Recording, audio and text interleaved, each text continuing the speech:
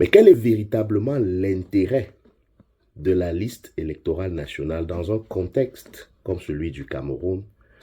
dans la préparation de l'élection qui arrive en octobre?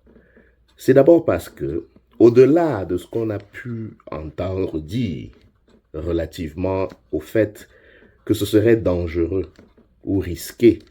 de mettre autant d'informations sur les citoyens camerounais à la disposition du public, il faut souligner que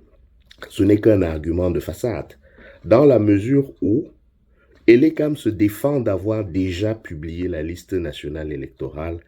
en se prévalant du fait qu'elle a publié les listes dans chacune des antennes communales. Or, ces listes publiées dans les antennes communales comportent les mêmes informations qui auraient pu ou qui doivent figurer sur une liste nationale électorale. En clair, si on a peur que certaines informations se retrouvent à la disposition du public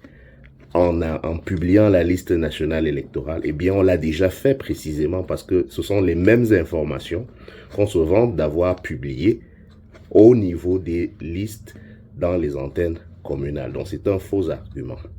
Certains nous disent que dès lors que ces listes ont déjà été publiées au niveau communal et que les partis politiques, par exemple, sont censés être représentés dans les dites antennes communales, il revient à chacun de compiler lui-même les différentes listes communales en vue de les consolider pour avoir, disons, sa liste nationale électorale. Mais là, l'argument manque de rigueur dans la mesure où, dans un processus électoral, la liste qui doit pouvoir faire foi est une liste officielle, publique. Et si on peut exiger, si on peut prescrire que seul le PV d'Elecam fasse foi, on ne comprend pas pourquoi on peut donc admettre que les listes compilées par chaque parti puissent faire foi. C'est précisément parce que ces listes que chaque parti aurait pu compiler ne peuvent pas faire foi, notamment en cas de contestation,